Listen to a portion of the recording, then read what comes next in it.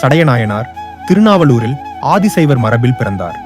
அவர் சிவபெருமானின் மீது ஆழ்ந்த பக்தி கொண்ட சிவத்தொண்டர் ஆவார். இவரது மனைவியார் பெயர் இசைஞானியார். சுந்தரமூர்த்தி சுவாமிகள் இவர்களின் மகனாக பிறந்தார்.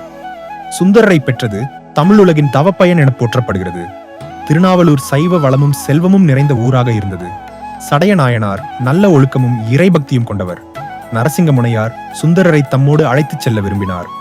மன்னரின் அன்பையும் விருப்பத்தையும் மதித்து சடையநாயனார் மகனை அனுப்பினார். அவர் எந்த எதிர்ப்பும் இல்லாமல் இறை நம்பிக்கையுடன் நடந்து கொண்டார். சுந்தரமூர்த்தி சுவாமிகள் பின்னர் பெரிய சிவபக்தராக விளங்கினார். அவர் சிவபெருமானையே தம் தோழனாக கொண்டார். பறவையாரிடம் தூது செல்ல சிவபெருமானையே அனுப்பிய பெருமை சுந்தரருக்கு உண்டு. சேரமான் பெருமாள் நாயனாரின் நெருங்கிய நண்பராகவும் சுந்தரர் விளங்கினார். சுந்தரர் பாடிய திருத்தொண்ட தொகையில் தம் பெற்றோர்களை புகழ்ந்துள்ளார். பல இடங்களில் சடைய நாயனாரின் சிறப்பை சுந்தரர் எடுத்துரைத்தார். சடையநாயனார் தம் மகனின் சிவத்தொண்டை கண்டு மகிழ்ந்தார். இசைஞானியாரும் இறைபக்தியில் சிறந்தவராக விளங்கினார். இருவரும் சிவபெருமானின் திருவடியை அடையும் பாக்கியம் பெற்றனர். சடையநாயனார் 63 நாயன்மார்களில் போற்றப்படும் சிவனடியார்களில் ஒருவர் ஆவார்.